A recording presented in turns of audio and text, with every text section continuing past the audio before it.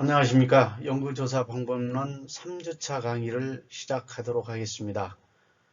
지난주 강의에 이어서 이번 3주차는 대면 강의를 간절히 기도했습니다마는 코로나19 상황이 녹록지 않아서 어쩔 수 없이 인터넷 강의를 2주 연기하여 시작할 수밖에 없는 상황입니다.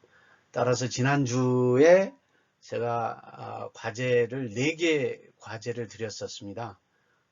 맨델리 계정을 만들어서 공유 폴더를 한번 생성해서 우리 강의를 듣는 오너님들과 공유할 수 있도록 준비를 해달라는 부분이 있었고, 나름 관심 있는 논문을 검색하셔서 한 10개 정도 다운을 받으셔서 저희가 같이 공유하기로 하였었습니다. 특히 특허, 공공데이터 등 사이트를 직접 방문해서 자료를 받아보시고 그리고 본인이 앞으로 써야 될 주제 관련 키워드와 유사 논문의 제목을 적어서 이번 강의 시간에 모이기로 하였으나 불행하게도 온라인 강의여서 이런 주제는 여러분들 스스로 한번 직접 해보시는 게 좋을 것 같습니다. 특히 몇몇 우리 오너님들께서는 공공 데이터 등 사이트를 직접 방문해서 자료를 받아보시고 그 결과를 저와 공유를 하여 주셨던 분들도 계십니다. 그래서 여러분들 스스로 제가 과제를 내준 부분은 적극적으로 이렇게 해보시는 것도 좋을 것 같습니다.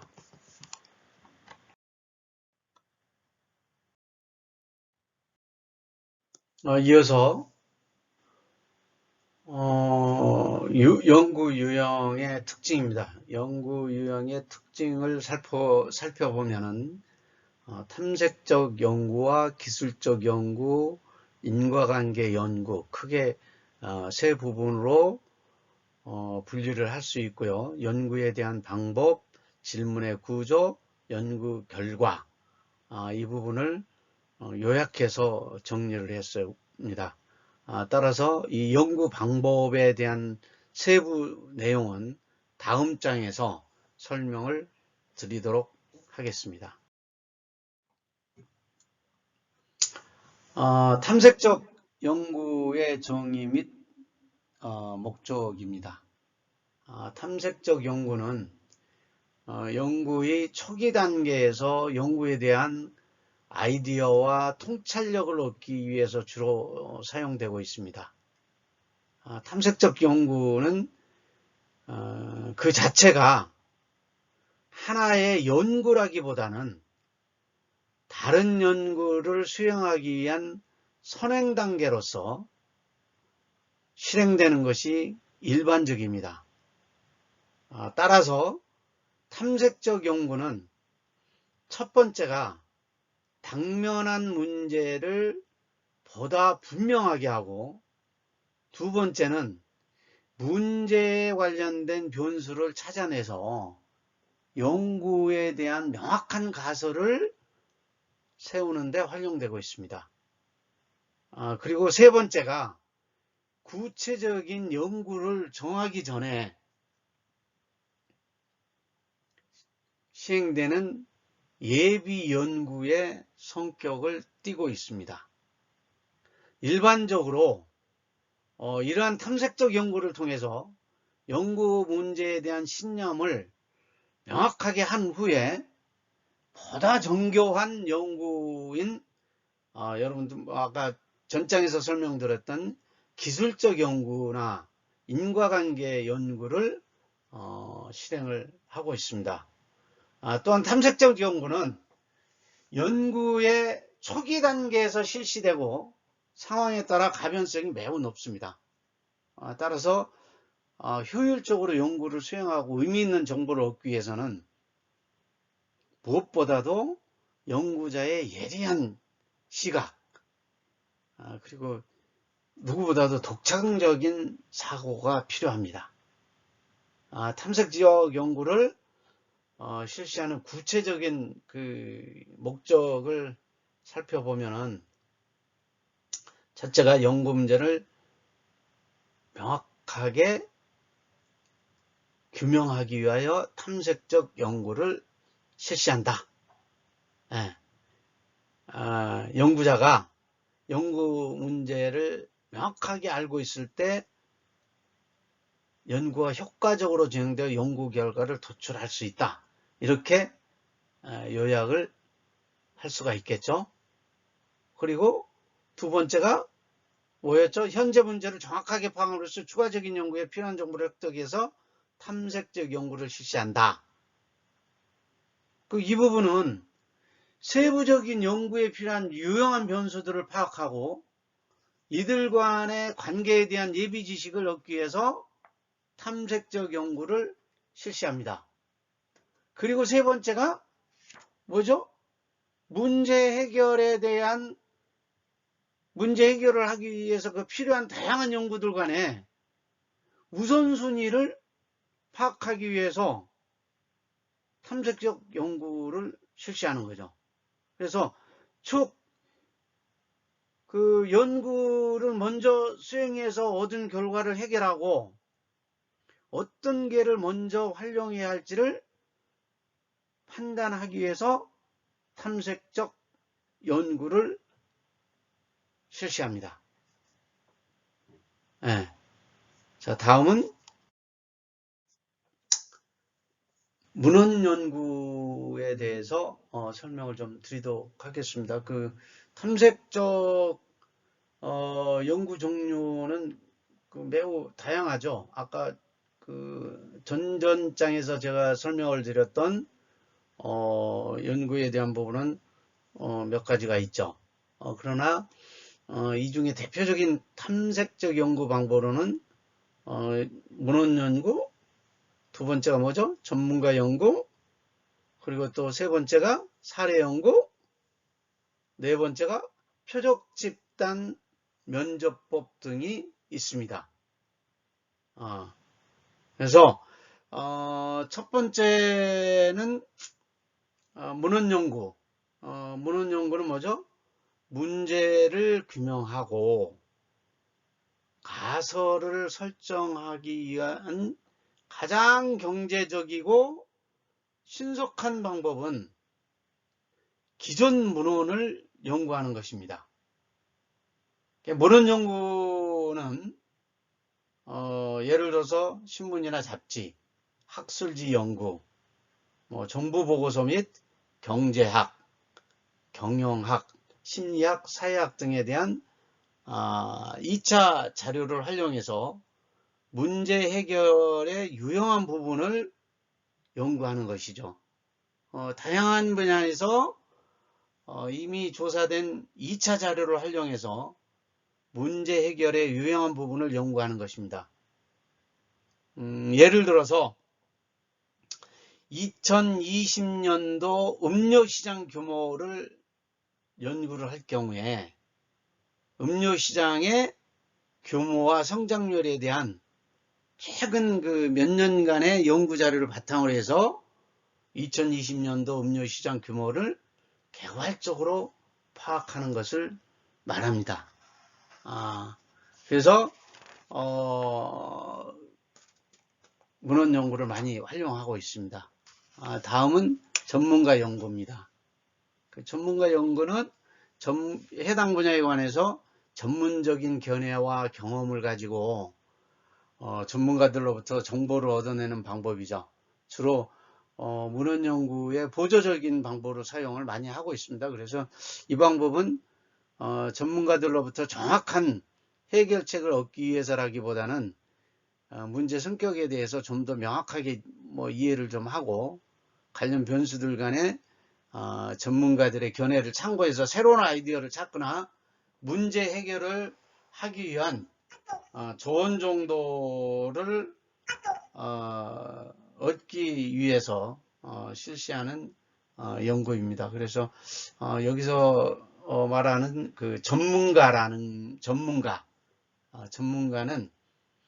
일정한 자격 기준이 있는 것이 아니고 뭐 여타 뭐 자격 기준을 가지고 있어야만이 꼭 전문가라는 것이 아니고 해당 문제에 관해서 도움이 되는 정보를 제공해 줄 수 있는 사람들을 포괄적으로 지칭하는 말입니다.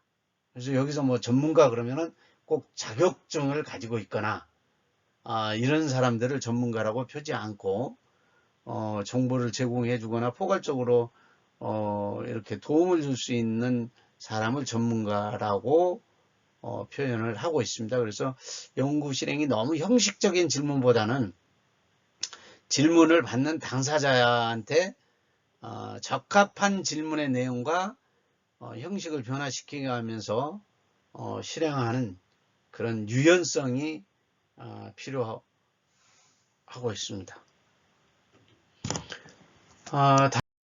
사례 연구죠. 사례 연구는 뭐 기업이나 사회조직이 현재 직면하고 있는 상황과 유사한 사례를 찾아서 분석하는 것입니다. 주어진 문제를 해결하기 위해서 간접적인 경험과 논리적인 유추를 얻을 수가 있습니다. 그래서 사례 연구는 소수의 사례를 집중적으로 상세하게 검토하는 연구이기 때문에 처음부터 끝까지 문제의 발단에서 해결 방법에 이르기까지 종합적인 이해가 가능하죠. 그리고 실제 발생한 사례를 분석하는 경우에도 시뮬레이션을 이용한 가상적인 현실을 만들어서 분석하는 경우도 있습니다. 뭐 이런 그 사례 분석은 문제의 그 규명과 관련된 변수 간의 관계를 명확하게 이해하는데 매우 도움이 되는 사후적인 그런 그 연구 방법이기 때문에 결과가 현재 의사결정에 결정적인 영향을 주기보다는 시사적인 의미와 직관을 제공할 뿐입니다. 그래서 문헌 연구가 일반적인 자료를 연구하는 것이라고 볼 수 있다면은 사례 연구는 당면한 문제와 유사한 뭐 구체적인 사례를 연구하고 분석하는 방법이 사례 연구다, 이렇게 이해하시면 될 것 같습니다. 마지막으로 표적 집단 면접법입니다. 표적 집단 면접법은 전문 지식을 보유한 연구자가 동질의 소수 응답자의 그 집단을 대상으로 해서 특정한 주제에 대해서 자유롭게 토론하는 가운데 필요한 정보를 찾아가는 방법이죠. 뭐 일반적으로 가장 많이 그 사용되는 탐색적 연구 방법 중에 하나입니다. 그래서 뭐 이 방법은 흔히 우리가 어떤 그 뭐 워크숍이나 어떤 회의 진행을 하면서 결과 도출을 할 때 표적 집단 면접법을 많이 활용하고 있습니다. 그래서 이 방법은 추후에 개량적 방법으로 검증할 수 있는 가설의 설정이나 설문지 구성 시에 그 필요한 정보 획득, 그리고 신상품 아이디어를 모색하거나 새로운 상품을 출시했을 때 성공의 가능성을 파악하고 싶을 경우에 이 방법을 많이 씁니다. 표적 집단 면접법을. 또한 뭐 이미 개량적으로 뭐 그 연구돼서 자료를 좀 다시 검증해보고자 할 경우에도 표적 집단 면접법을 하고 있습니다. 그래서 일반적으로 표적 집단 면접은 뭐 한 6명에서 뭐 한 15명 정도 뭐 이런 그 모집 인원으로 해서 비슷한 그 사회적으로 비슷한 그룹의 사람들, 또 경제적으로도 수준이 거의 그 동등한 사람들로 구성을 하고 있습니다. 그래서 사회적 격차나 경제적으로 너무 그 차이가 많은 사람을 모집 집단으로 했을 경우에는 오류가 많이 발생됩니다. 그리고 또 하나는 진행자가 그 구성원들이 자유롭게 토론에 참여할 수 있도록 기술적으로 좀 유도를 하고 토론이 연구 목표에 부합되도록 진행하는데 이 진행자가 결정적인 역할을 하기 때문에 성공적인 연구를 위해서는 진행자의 역할이 매우 중요하다. 그래서 진행자는 토론 주제나 기술 능력이나 또 지식과 경험이 그 분야의 그 풍부한 사람을 진행자로 선정을 해야 됩니다. 그 반면에 뭐 진행자 능력에 따라서 연구 결과가 많은 영향을 받을 수가 있습니다. 그 연구자의 그 편견이 포함되지 않도록 진행을 해야죠. 그래서 비계량적 연구 절차로 인해서 결과의 분석과 해석이 난해하다는 문제점과 또 표적 집단이 전체를 대표하기는 어렵잖아요. 그래서 일반화하기는 어렵다는 그러한 단점도 있습니다만은 많은 사람들이 뭐 표적 집단 연접법을 일반인으로 대상하는 연구를 많이들 진행을 하고 있습니다. 그래서 표적 집단 연접의 장점과 단점입니다. 그래서 가장 큰 장점은 개별 면접보다는 유용한 정보를 많이 얻을 수 있다는 거죠. 그리고 뭐 아까도 말씀드렸습니다만 진행자의 능력에 따라서 연구 결과에 영향을 너무 많이 받아요. 그래서 연구자의 편견이 포함되지 않도록 진행자가 특별히 신경을 좀 많이 써야 됩니다. 그래서 표적 집단의 장점과 단점은 도표처럼 정리를 하도록 하겠습니다. 다음은 기술적 연구의 정의 및 목적입니다. 기술적 연구는 세부적인 내용에 대한 연구이므로 탐색적 연구와는 달리 연구 목적이 구체적으로 설정이 되고 또 연구 대상이 되는 관련 변수들 간의 관계가 어느 정도 파악된 상태에서 실행이 됩니다. 그래서 일반적으로 언급되는 기술적 연구의 대표적인 목적은 세 가지를 들을 수가 있습니다. 그래서 첫째가 사회 현상에 대한 정확한 파악과 특정 사건의 발생 빈도를 조사해서 서로 비교 연구하는 것으로 대부분의 기술적 연구가 이러한 목적을 가지고 실시되고 있습니다. 두 번째는 사회 현상에서 설명되는 변수들 간의 상호관계를 파악하기 위한 목적이죠.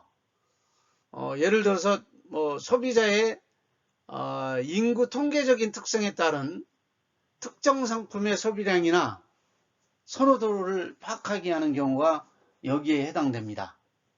그리고 세 번째가 상황 변화에 따라 변하는 특정한 변수값을 예측하기 위해서 기술적 연구를 실시하고 있습니다. 예를 들어서 월별로 상품 판매량의 변화를 연구해서 수요를 예측하는 경우, 또 과거에 측정된 값을 이용해서 변수들 간의 연관성을 파악하고 이를 이용해서 미래의 상황을 예측하려는 목적으로 기술적 연구를 진행하고 있습니다. 그래서 기술적 연구는 뭐 탐색적 연구보다는 사전 지식이 많이 필요한 연구가 기술적 연구다.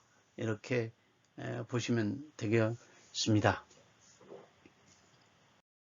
이어서 기술적 연구의 종류입니다.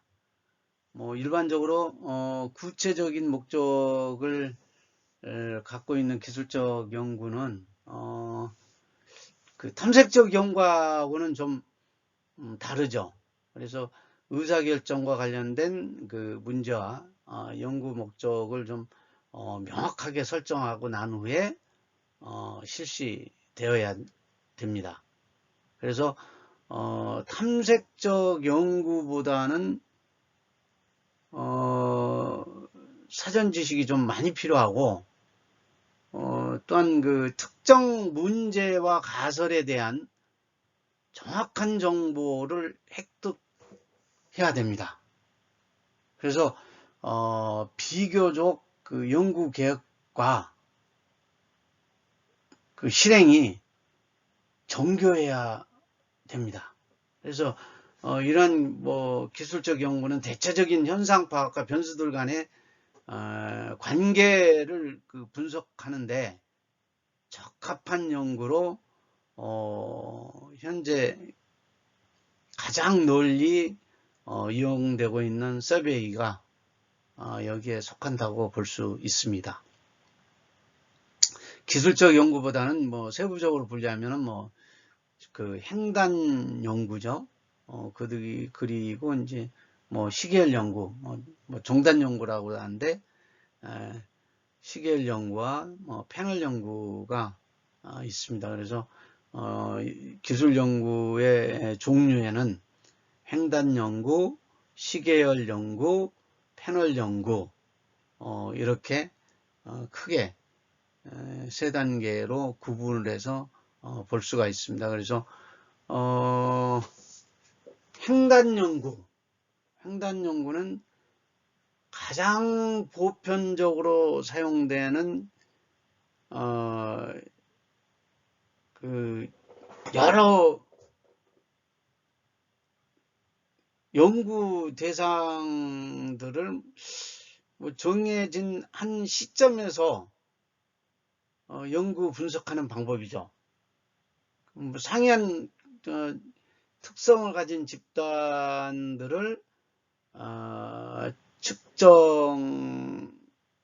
뭐 그 집단들을 측정한 값들을 서로 비교함으로써 그 차이를 비교 분석하고 규명하는 연구다.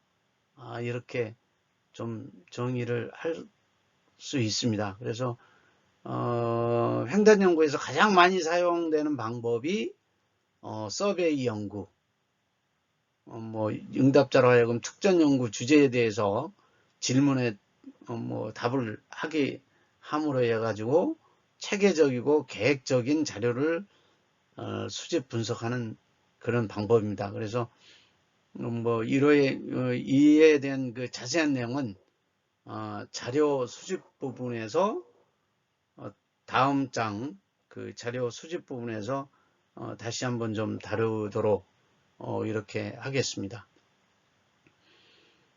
시계열 연구는 정해진 연구 대상의 특정 변수값을 여러 시점에 걸쳐서 연구해서 변수값의 변화와 그 발생 요인을 분석하는 방법을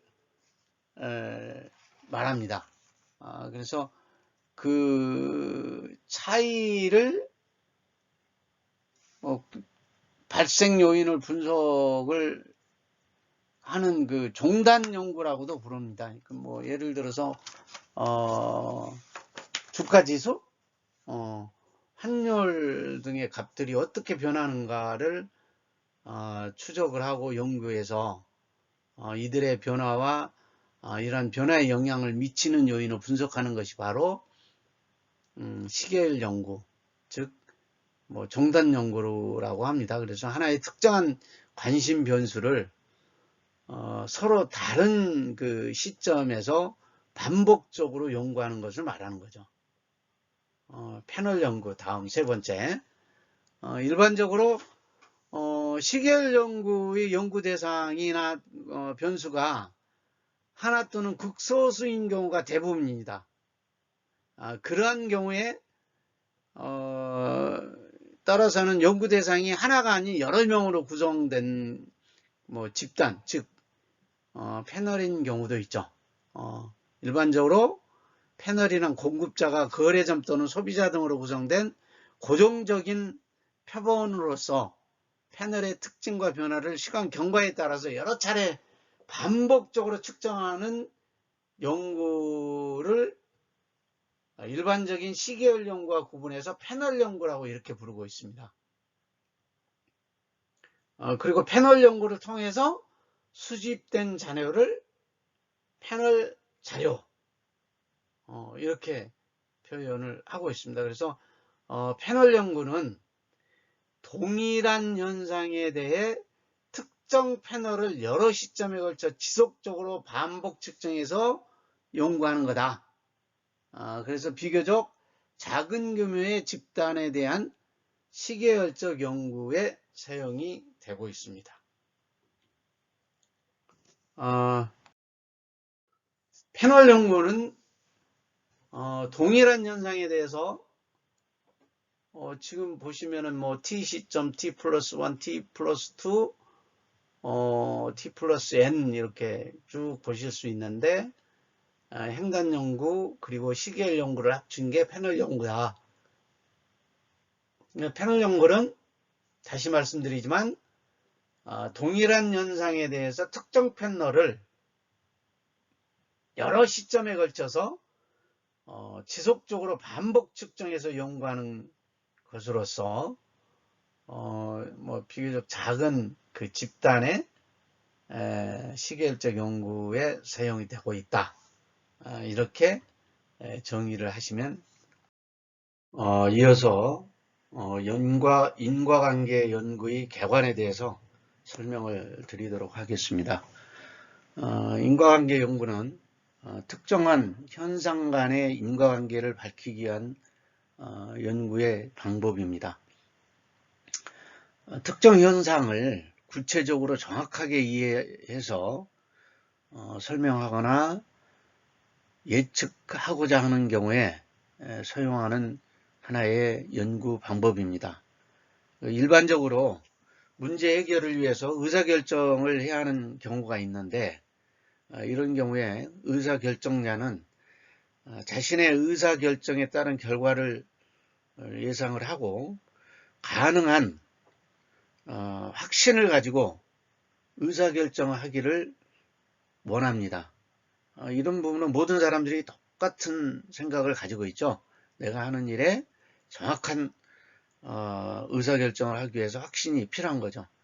이를 위해서는 의사결정의 원인과 실행 결과 간의 연관관계에 대해서 과학적으로 연구하고 분석한 결과가 필요하죠. 예를 들어서 광고비를 달리하였을 경우에 매출액이 어떻게 변했는가에 대해서 정확한 자료를 통해서 광고비와 매출액 간의 관계를 의사결정에 활용하는 것이 매우 필요합니다. 이 경우에 매출액과 광고비와의 관계를 규명하기 위해서 실시하는 연구가 일종의 인과관계 연구다. 이렇게 정의를 하면 될 것 같습니다.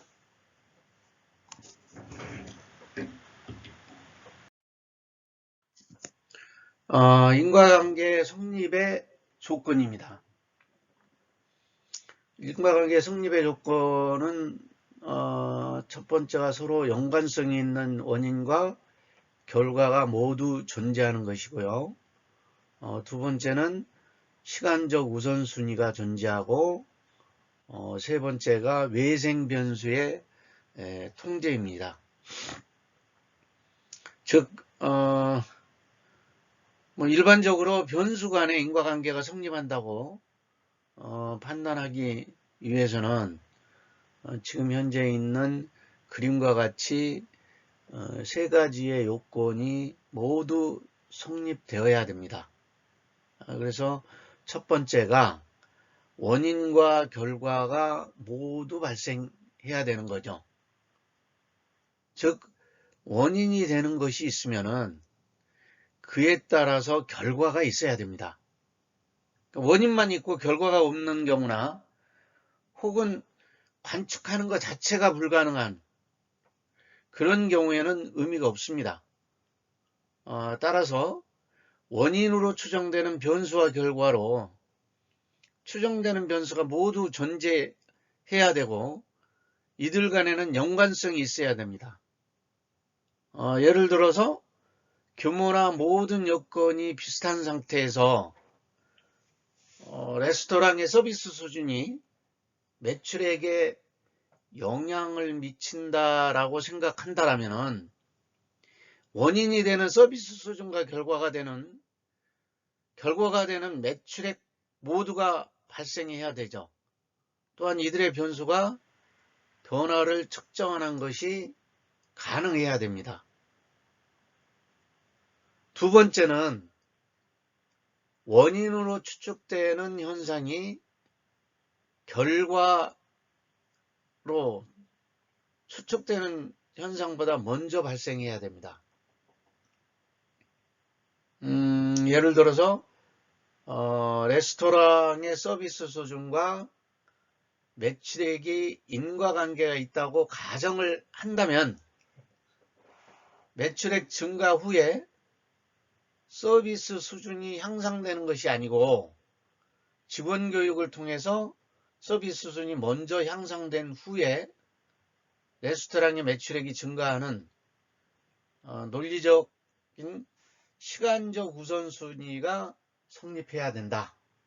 그래서 시간적 우선순위가 존재해야 되는 거죠. 마지막 세 번째로 외생 변수는 엄격하게 통제되거나 제거되어야 한다. 분석하고자 하는 인과관계와 관련된 원인과 결과 변수 외에 이들 간의 관계에 영향을 미치는 다른 변수들을 외생 변수라고 합니다. 이러한 외생 변수에 영향이 없어야 원인과 결과 변수 간의 명확한 관계를 파악할 수가 있습니다. 이것도 예를 들어서 서비스 수준 위에 레스토랑의 매출액에 영향을 주는 요인을 음식의 맛이나 깨끗한 청결도 그리고 가격이죠. 또 가격, 레스토랑의 분위기 등등과 같은 변수들이 있을 수가 있습니다. 그러나 서비스 수준과 레스토랑의 매출액 간의 정확한 인과관계를 연구하기 위해서는 이러한 외생 변수들을 엄격하게 배제되거나 통제되어야 되죠. 왜냐하면 인과관계 연구는 상세한 실험 설계를 실험 상황을 엄격하게 통제한 후 특정 변수들 간의 원인과 결과의 관계를 파악하는 방법입니다. 그러나 정확한 인과관계를 위해서는 이러한 외생 변수들의 영향을 제거하는 것이 매우 중요하다. 또 어렵기 때문에 탐색적 연구나 기술적 연구보다도 정교한 실험 연구가 필요합니다. 따라서 실제 상황에서는 인과관계를 측정하는 변수 외의 외생 변수들을 완벽하게 통제하기가 어렵죠. 때문에 그 인과관계 연구는 실무보다는 주로 학문적인 연구에서 많이 사용이 되고 있습니다. 이어서 실험 설계입니다. 실험 설계들 간의 그 관계를 명확하게 규명하기 위해서 효과적인 연구와 분석을 구상하고 계획하는 것을 말하는 것입니다. 점차 복잡하고 중요해지는 의사결정 상황에서는 변수들 간의 관계를 명확하게 규명하는 것이 쉽지가 않습니다. 따라서 연구자는 관찰하고자 하는 현상을 명확하게 정하고 이와 관련된 변수들이 무엇인지를 파악을 해야겠죠. 그리고 이들 연구 요인들 간의 관계를 정확하게 분석하기 위해서는 전반적인 연구 또는 실험 계획과 구상, 즉 실험 설계가 필요합니다. 실험 설계가 필요하고, 이러한 실험 설계는 기술적 연구와 인과관계 연구 모두에서 필요합니다. 그러나 특히 세심한 주의와 통계가 필요한 인과관계 연구에서 가장 많이 필요하죠. 이게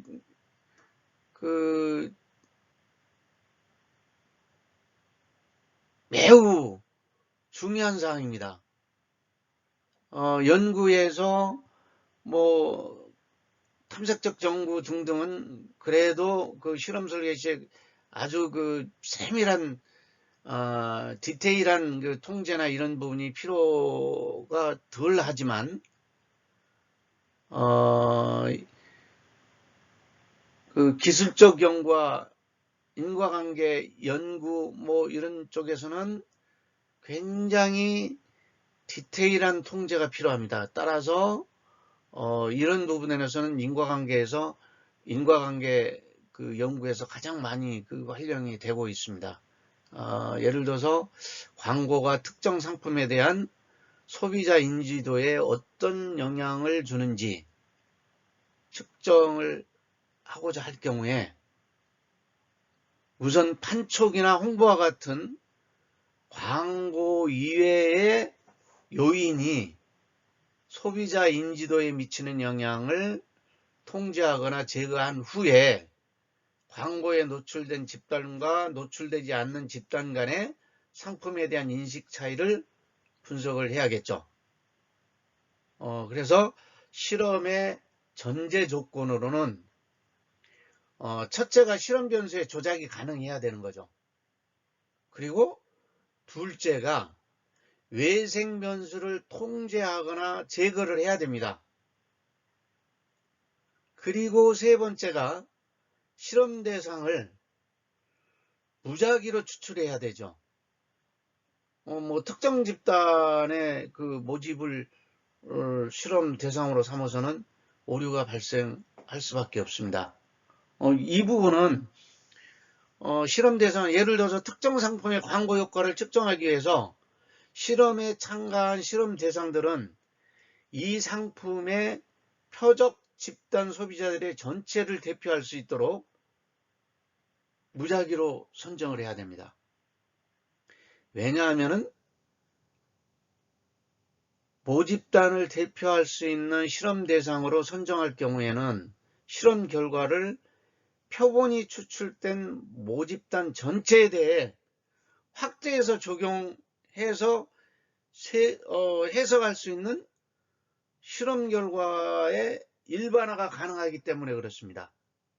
그래서 특정 집단의 특정 모집인을 모집을 했을 때는 일반화가 가능하지 않죠.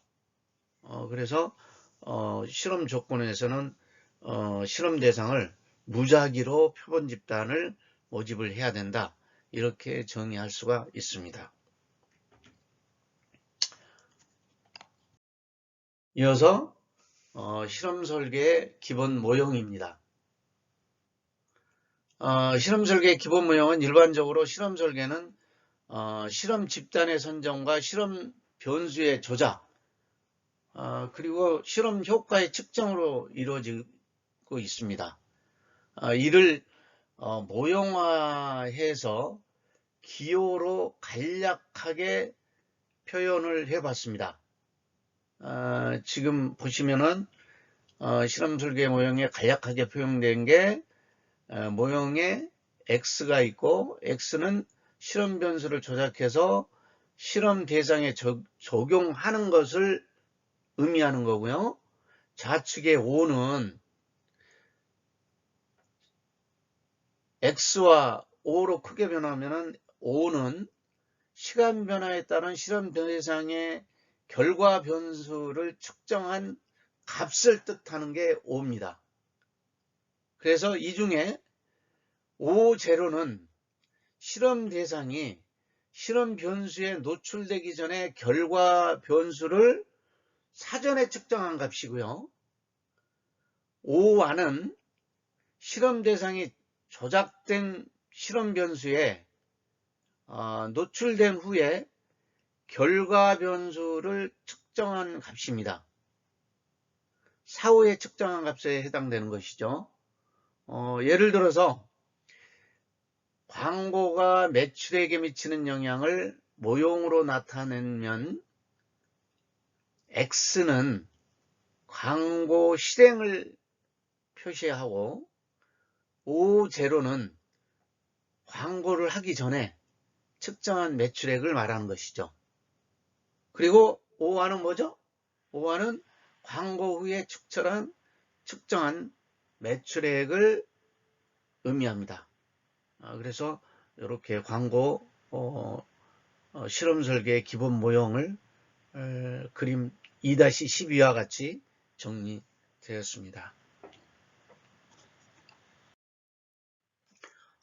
이어서 가설과 실험 설계의 기본 모형입니다.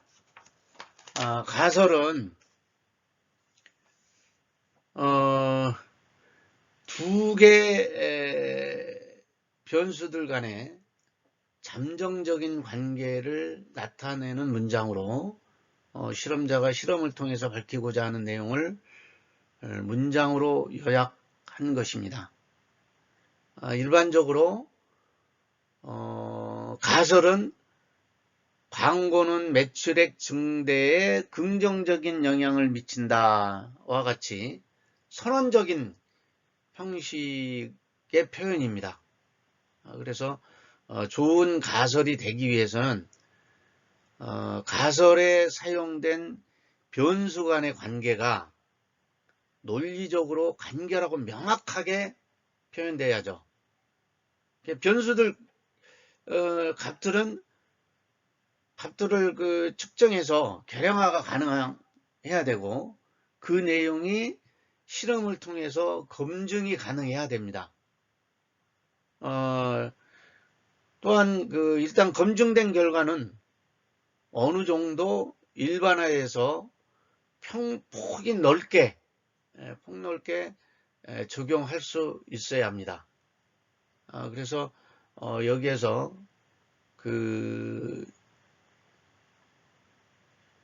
개념에 대해서 명확하게 좀 이해할 필요가 있고요. 실험 설계에 사용되는 대표적인 용어와 개념들은 가설, 변수 등등이 있습니다. 그래서 일단 가설을 설명을 드렸고요. 다음 장에서 변수에 대해서 설명을 드리도록 하겠습니다. 변수의 종류입니다.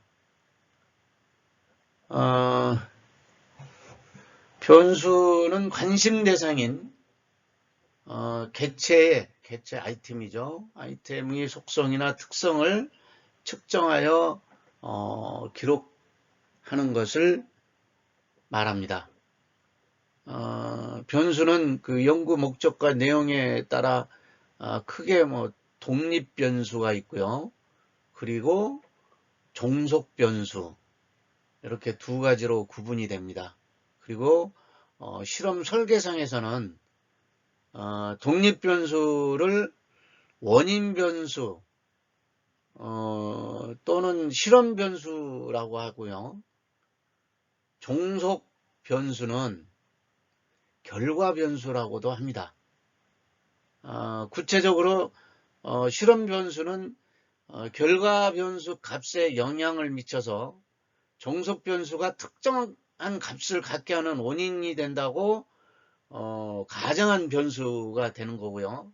결과 변수는 실험 변수의 영향을 받아서 실험 변수 값에 따라 그 값이 변할 것이라고 가정을 한 것이죠. 그래서 가정한 변수를 말합니다. 또한 독립 변수 중에는 종속 변수에 미치는 영향을 관찰하고자 하는 변수 이외에 오히려 종속 변수에 미치는 영향이 통제되는 독립 변수가 있는데 이러한 변수를 통제 변수 혹은 외생 변수라고 이렇게 정의를 하고 있습니다. 즉 외생 변수는 일종의 독립 변수로서 종속 변수에 영향을 미치지만은 실험 변수가 아니므로 그 효과가 제거되거나 통제돼야 하는 변수들을 말하고 있습니다. 예를 들어서 서비스 수준에 따른 패밀리 레스토랑의 선호도를 분석하고자 하는 경우에 서비스 수준이 실험 변수가 되고 선호도 변화가 결과 변수가 되는 것이죠. 그리고 기타, 청결도, 맛, 가격 등은 뭐죠? 외생 변수가 됩니다. 이와 같은 내용을 정리를 하면은 지금 뭐 실험 변수, 결과 변수, 외생 변수 이렇게 실험 설계에 포함되는 변수들을 정의를 할 수가 있습니다. 다음은 외생 변수를 설명드리도록 하겠습니다.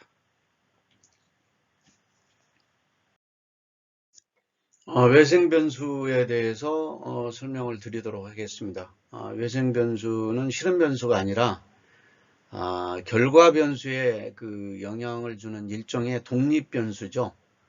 최대한 그 영향이 제거되거나 상쇄될 수 있도록 실험을 설계해야 됩니다. 예를 들어서 종업원이 친절할수록 패밀리 레스토랑의 매출액이 증가한다는 가설을 실증적으로 검증을 할 경우에 레스토랑의 규모와 위치, 음식의 맛, 청결도, 가격 수준 등이 매출액에 영향을 미치는 외생 변수가 된다. 그래서 일반적으로 실험 설계에 고려해야 될 대표적인 외생 변수의 유형을 그림 2-15와 같이 요약을 했습니다. 종업원이 친절할수록 그럼 뭐죠? 실험 변수고, 패밀리 레스토랑의 매출액과 관련된 부분은 결과 변수죠. 결과 변수. 이렇게 실험 변수, 결과 변수를 가지고 외생 변수에 대한 부분을 어떻게 제거해야 될지를 설명을 드리도록 하겠습니다. 그래서 우발적 사건에 대한 부분은 전혀 예상치 못한 어떤 그 사건이 발생해서 실험 결과에 크게 영향을 미치는 것이라고 할 수 있습니다. 그래서 예를 들어서 맥주 시장에서 광고가 매출액에 어떤 영향을 미치는지 실험을 하고 있는 그런 도중에 두산에 그 페놀 사건이 일어나서 오비 맥주 매출액이 급감을 했던 경우가 있습니다. 또 이런 그 페놀 사건은 우발적 사건의 그 대표적인 외생 변수가 되는 것이죠. 또 이런 경우에는 순수한 실험 변수인 광고에 의한 영향과 그 외생 변수인 페놀 사건 영향이 매출액이라는 결과 변수에 동시에 영향을 미치죠. 그래서 이런 그 외생 변수를 제거하지 못한 경우에는 그 결과가 의미가 없죠. 그리고 일반화하기가 어렵습니다. 또한 그 광고와 홍보 비용이 영화 흥행과 어떤 관계가 있는지를 알아보기 위해서 2002년도에 2002년 12월 31일 날 개봉된 007 어나더 베이가 좋은 사례입니다.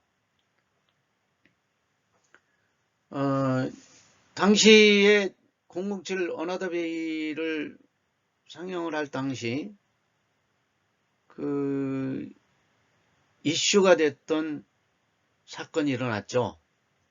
우리가 얘기하는 효선이와 미선이 사건. 이때 당시가 2002년이면은 월드컵 당시에 우리가 대단했죠. 월드컵 열기. 그래서 2002년도에 월드컵 폴란드를 승리로 이끌고 다음에 미국전은 무승부였고, 그리고 6월 13일 날 포르투갈전을 기다리고 있었는데 그날 오전 10시경에 경기도 양주에서 어린 중학생이 미군 그 전차에 치여서 사망한 사건이었는데, 여기서 그 반미 감정, 촛불 시위가 고조되었죠. 그래서 상당한 그 영향을 미쳤습니다. 그래서 이런 부분이 그 대표적인 외생 변수로 볼 수 있습니다. 그래서 우발적인 사건들은 실험에서 배제되어야 될 외생 변수에 속한다. 이렇게 볼 수가 있습니다. 그리고 다음이 이제 성숙 효과. 성숙 효과는 실험 기간 중에 실험 집단의 특성 변화가 결과 변수에 영향을 미치는 것을 말합니다. 뭐 예를 들어서 어린이들이 공부 시간이 시험 점수에 어떤 영향을 미친가를 알아보기 위해서 실험을 실시하는 경우에 매년 동일한 집단을 대상으로 해서 실험을 하게 되면 올바른 결과를 얻기가 어렵죠. 왜냐하면 어린이들은 성장하고 새로운 것을 학습하기 때문에 따라서 매년 지적 수준이 크게 향상되기 때문입니다. 같은 시간을 공부해도 1년 전보다 높은 점수가 나오는데, 이런 현상을 실험 대상의 성숙 효과라고 정의합니다. 그래서 시험 점수의 향상은 공부 시간뿐만이 아니라 나이를 먹어감에 따라서 인지력이 어떻게 되죠? 향상되죠? 그래서 이거를 성숙 효과, 인지력이 향상되는 성숙 효과도 있기 때문에 이거를 성숙 효과로 정의하고 있습니다. 그리고 나서 다음은 시험 효과입니다. 시험 효과는 실험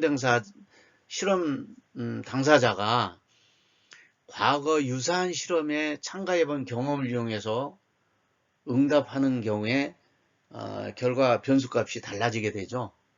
이렇게 과거 유사한 실험에 참여한 실험 대상의 경험이 결과 변수에 미치는 영향을 시험 효과라고 하죠. 테스팅 이펙트라고 합니다. 그래서 이런 시험 효과에는 메인 테스팅 이펙트, 주시험 효과, 그 다음에 상호 시험 효과가 있습니다. 그리고 여기서 이제 그 주시험 효과는 실험 변수 효과와는 관계가 없이 결과 변수에 대해서 동일한 특정을 반복함으로 해서 결과 변수 값의 변화에 발생하는 효과를 말하고 있습니다. 예를 들어서 영어 학습량이 시험 점수에 어떤 영향을 미치는지, 뭐 토익이나 토플 시험 점수를 결과 변수로 판단해서 측정하고자 할 경우에 되풀이하여 여러 번 시험을 치를수록 문제 유형이나 시험장 분위기에 익숙해져서 어떻게 되죠? 대부분의 경우 처음보다 더 높은 점수를 얻는 경향이 있습니다. 그래서 기출문제를 열심히 풀어보면은 어떻게 돼요? 상향될 수밖에 없죠. 그래서 즉 과거에 결과 변수를 측정할 때 경험이 현재 결과 변수 값에 영향을 미칠 수 있다. 그래서 이와 같이 주시험 효과는 실험 변수 위의 경험이라는 외생 변수가 결과 변수에 영향을 미치는 효과를 말합니다. 그래서 영어를 이용해서 대학원에서 학습 능력을 측정하기 위해서 토플 등 시험 방식을 바꾸는 이유도 바로 이런 그 주시험 효과를 최소화하기 위해서 최소화하기 위한 그 노력의 일환이라고 볼 수 있습니다. 다음은 상호작용 시험 효과에 대해서 설명을 드리도록 하겠습니다. 상호작용 시험 효과. 상호작용 시험 효과는 실험 변수를 가하기 전에 먼저 결과 변수를 측정을 하고요. 후에 다시 측정한 결과 변수에 대해서 생각하게 됨으로써 실험 변수 자체 영향이 크게 달라지는 효과를 말하고 있습니다. 예를 들어서 특정한 광고가 상표 인지도 향상에 미치는 영향을 측정하기 위해서는 실험 집단의 광고를 보여주기 전에 그 상표 인지도를 연구하고 실험 변수 광고를 보여주는 후에 다시 상표 인지도를 측정하는 경우에 결과 변수의 사전 측정 광고라는 실험 변수들 간의 상호작용 시험 효과가 발생할 수 있습니다. 왜냐하면 1차적으로 사전 측정으로 인해서 사람들은 측정 대상이 되는 상표를 미리 인식을 하고 광고를 보게 되기 때문이죠. 그래서 사전에 측정한 결과 변수와 실험 변수 간의 상호작용으로 인하여 사후에 다시 측정하게 되는 결과 변수 값에 영향을 미치는 영향을 상호작용 시험 효과라고 합니다. 이러한 상호작용 시험 효과를 제거해야만이 진정한 실험 변수의 효과를 알 수가 있고 실험으로부터 얻은 결과를 일반화할 수 있습니다.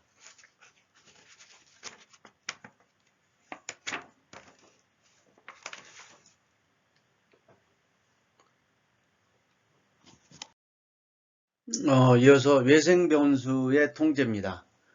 실험 설계에서 가장 중요한 것은 그 외생 변수가 결과 변수에 영향을 미칠 수 있는 모든 가능성을 파악을 하고 외생 변수의 영향을 철저하게 통제하거나 제거할 수 있는 방안을 모색하는 것입니다.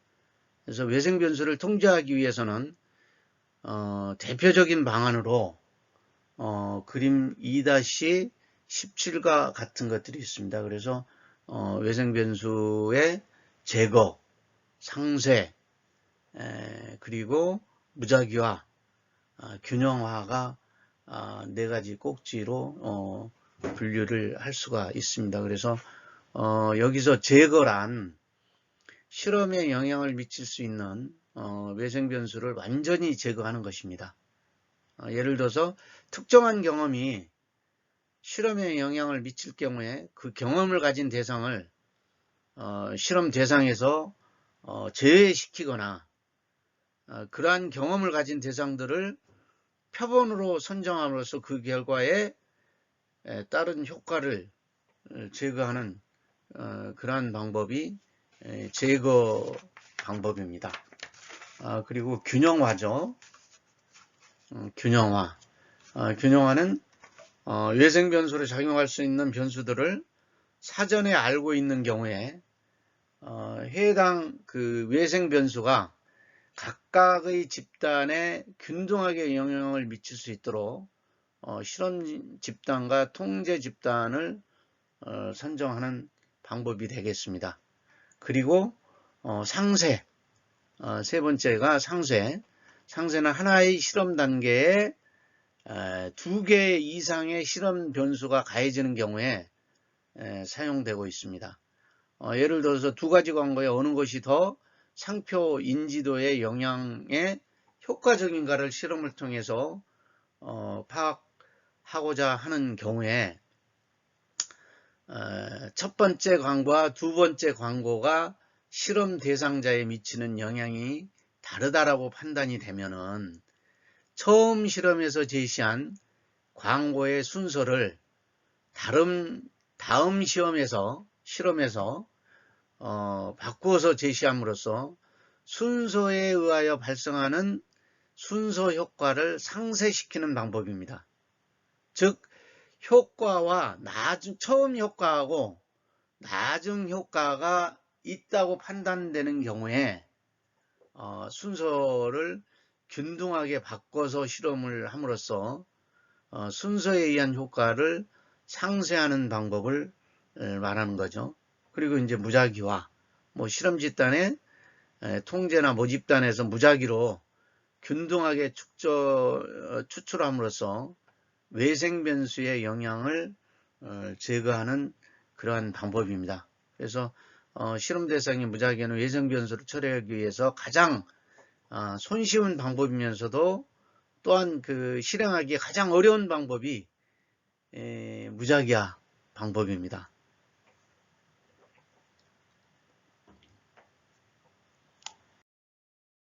이어서 실험 설계 종류입니다. 실험 설계 종류는 실험 설계는 관심 변수들 간의 관계를 명확하게 규명하기 위해서 효과적인 연구와 분석을 구상하고 계획하는 것을 말합니다. 구체적으로 그 실험 설계는 연구자가 관심을 가지고 있는 현상을 분석하기 위해서 그 실험 변수를 결정을 하고 그리고 외생 변수를 통제하고 결과 변수를 측정해서 분석한 결과를 일반화하고자 할 때 일련의 그런 그 과정이다 이렇게 보시면 되겠습니다. 그래서 이런 그 실험 설계에서는 실험 결과의 일반화에 영향을 미치는 외생 변수의 완벽한 통제와 그리고 모집단을 정확하게 대표할 수 있는 표본을 선정하는 것이 매우 중요한 일입니다.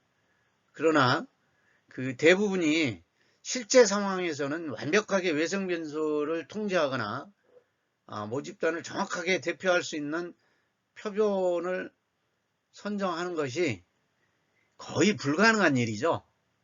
거의 불가능합니다. 그래서 연구 효율성을 감안해서 주어진 그 상황에서 그 가장 효과적인 통제 수준과 표본 추출 과정을 결정해서 실험을 설계하고 연구할 수밖에 없습니다.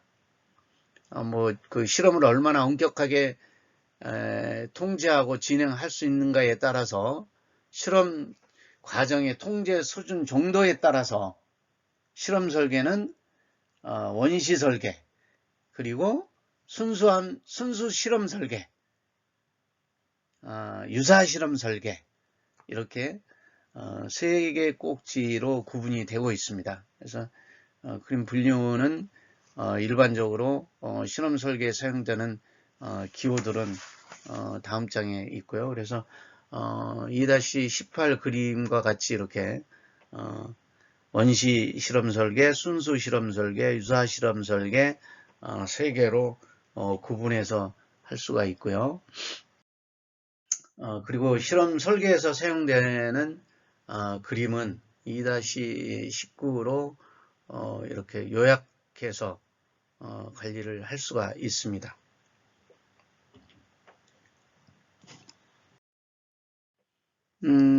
다음은 그 단일 집단 사후 실험 설계. 이 부분은 실험 대상의 그 실험 변수에 노출된 후에 실험 결과는 전장에서 설명을 한번 드렸었죠. 실험 결과 오한을 사후적으로 한 번만 측정하는 방법이고, 이 실험은 실험과 관련된 변수들을 조작할 수 없고, 또한 실험 대상은 실험자에 의해서 임의로 선정되기 때문에 그 결과를 일반화하는 데는 무리가 있죠. 무리가 있습니다. 그래서 단일 집단 사후 실험 설계 방법, 그리고 2-21은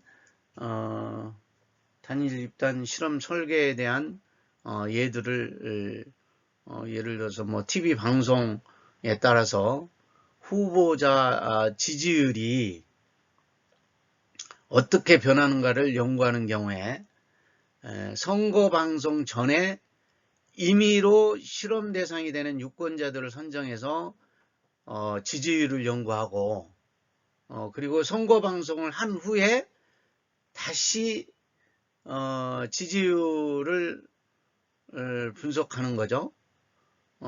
그래서 지지율을 측정함으로 해서 TV 방송의 효과를 분석하는 것입니다. 그러나 두 번의 지지율 측정 시점에서 선거 방송 위의 모든 것이 똑같다라고 하는 상황이라고 단정하기 어렵기 때문에 지지율의 변화가 있어도 이것이 TV 방송에 의한 것인지 아니면 다른 정보에 의한 것인지 판단하기가 어렵습니다. 예를 들어서 특정한 지역이나 연령대에 표면에 편중되거나 TV 방송 이외의 다른 대중매체, 신문이나 라디오, 잡지 등에 있는 등에 의한 효과를 간과하기가 쉽죠. 그래서 단일 집단 사전사후 실험 설계 2-2와 같이 이렇게 분류를 좀 할 수가 있습니다. 다음은 마지막으로 원시 실험 설계에 대한 부분을 최종 정리한 내용입니다. 원시 실험 설계는 표본 선정이 무작위하나 실험상의 외생 변수 통제가 거의 이루어지지 않는다. 그래서 가설 검정보다는 문제 도출 및 순수 실험 설계를 수행하기 전에 탐색적 연구로 많이 활용이 되고 있습니다. 그래서 단일 집단 사후 설계 실험 설계와 단일 집단 사후 실험 설계에 대한 부분은 실험 대상을 실험 변수에 노출시킨 후에 사후에 실험 설계를 측정한 그런 값을 설명을 드렸었고요. 그리고 마지막으로 집단 비교 설계를 했었죠. 대상 집단의 무작위화를 전제로 하지 않기 때문에 대상 집단 자체의 이질성으로부터 발생하는 차이와 실험 대상의 소멸과 같은 외생 변수를 통제할 수 없다는 문제가 집단 비교 설계 문제점으로 도출되었던 내용입니다. 그래서 원시 실험 설계는 설계에 대한 부분을 설명을 드리고요. 다음은 통제 집단 실험 사후 설계입니다. 통제 집단 사후 실험 설계 부분은 통제 집단 사후 실험 설계 모집단을 대표하는 표본으로 뽑힌 실험 대상을 실험 집단과 통제 집단의 무작위로 할당해서 연구를 하는 방법입니다.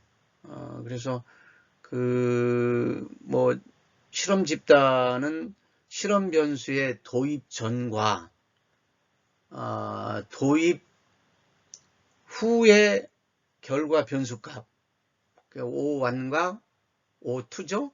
O2를 측정하고, 통제 집단은 실험 변수를 도입하지 않은 상태에서 실험 집단과 같은 시기에 변수값 그 O3, O4를 두 번 측정해서 통제 집단의 결과 변수 값의 차이를 외생 변수 효과 O4, O3죠. 라고 이렇게 생각해서 얘를 제거함으로써 순수한 실험 변수 효과를 측정하는 방법을 통제 집단 사전산업 실험 설계 이 방법으로 정리를 하고 있습니다. 솔로몬의 4단계 집단 설계. 이 실험의 가장 큰 장점은 다른 실험 설계 방법에서는 불가능한 각종 외생 변수의 영향을 완벽하게 분리해서 측정해낼 수 있다는 장점이 있습니다. 특히 통제 집단과 사전사후 측정 실험 설계에서 문제가 되는 상호 시험 효과와 주시험 효과를 포함해서 외생 변수의 효과들을 분리해낼 수 있습니다. 그래서 이를 수식화해서 설명한 것이 아래 그림에 2-27에 솔로몬 4집단 설계의 외생 변수 효과 분리 이렇게 표현되어 있습니다. 그래서 이 실험에서는 각각의 집단의 무작위로 실험 대상을 배정했기 때문에 4개의 집단이 시작하는 시점에서는 모든 집단이 동일하다고 가정을 할 수가 있죠. 그리고 이런 무작위가 표본 편중에 따른 외생 변수 문제를 제거해 준다고 할 수 있습니다.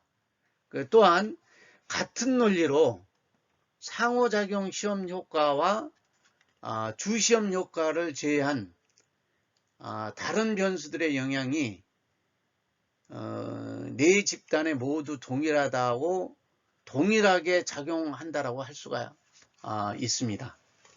네.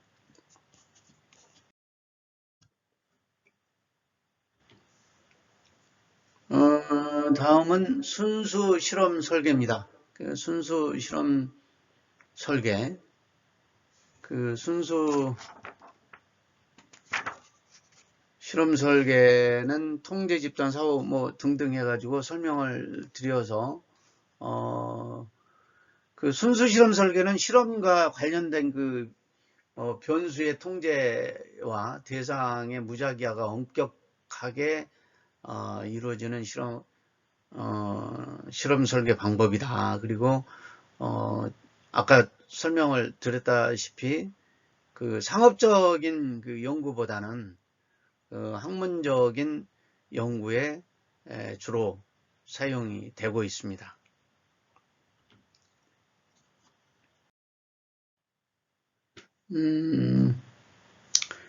이어서 2집단 사후 실험 설계. 앞서서 유사 실험 설계는 여러 가지 실험 조건이 까다롭기 때문에 실제 상황에서는 손쉽게 계획을 하고 실행하기가 어렵습니다. 그리고 또한 실제 실무에서는 실험실에서 통제된 상황이 있을 수 없기 때문에 실험실에서 얻은 결과를 실무에 적용하기가 쉽지 않습니다. 반면에 무작위화를 무시한 원시 실험 설계는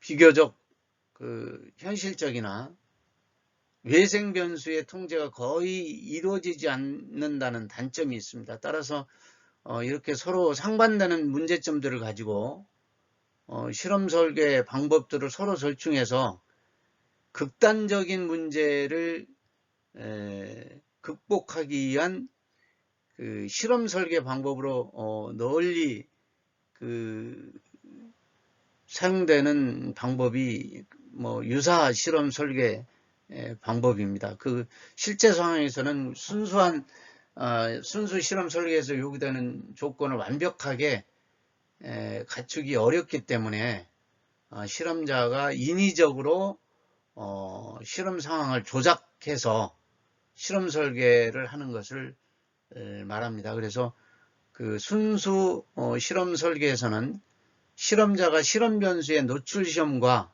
대상 그리고 측정 시점을 통제하고 그 실험 집단과 통제 집단을 모두 무작위로 선정할 수 있는 반면에 유사 실험 설계에서는 측정 시점과 대상에 대한 통제가 가능하죠. 그래서 2집단 사전사후 실험 설계가 있습니다. 그래서 2집단 사전사후 실험 설계는 그 연구 대상을 실험 집단과 통제 집단, 그러니까 실험 집단 EG와 통제 집단 CG로 분류를 할 수 있으나 실험 대상을 각 집단에 무작위로 배정을 할 수 없는 경우에는 없는 경우에 행하는 실험 설계입니다. 그러니까 즉 순수 실험 설계 속에 통제 집단 사후 실험 설계와 같으나 대상을 무작위로 통제 집단과 실험 집단에 할당하는 대상의 무작위화만이 그 실행되지 않는 실험 설계이다. 이렇게 그 2집단 사후 실험 설계를 정의할 수가 있습니다. 그리고 이제 실험 설계 시계 실험 설계 2-30이죠. 시계 실험 설계는 실험 조건이 여기 뭐 O1, 뭐 O2, O3, X5, O4, O5, O6 이렇게 구분이 되어 있습니다. 그런데 시계 실험은 연구 대상을 실험 집단과 통제 집단으로 분류를 할 수 없을 경우에 사용하는 방법입니다. 그래서 동일한 실험 대상에 대해서 실험 변수를 도입하기 전과 후의 반응을 나타내는 변수를 일정한 간격을 두고 그 반복적으로 측정해서 이들 간의 차이로 실험 효과를 측정하는 방법이죠. 뭐 예를 들어서 동일한 실험 대상이 되는 집단을 패널로 유지하면서 새로운 서비스 촉진을 실시하기 전과 후의 고객의 반응을 추적해서 여러 번 측정하는 거죠. 여러 번 측정해서 서비스 촉진이라는 실험을 변수의 효과를 측정하는 방법입니다. 그래서 시계 실험 설계를 도식화해서 나타내는 것이 지금 아래의 방법입니다. O1, O2, O3, X 그리고 O4, O5, O6 이렇게 해가지고 둔 거고요. 반복 실험 설계는 그 연구 대상을 실험 집단과 통제 집단으로 분류할 수가 없고 실험 변수의 효과가 일시적이나 변화할 가능성이 매우 높은 경우에 동일한 대상에 대해서 일정 기간을 두고 실험 변수를 반복적으로 적용을 해서 그 결과를 비교하고 실험 효과를 측정하는 그 실험 방법입니다.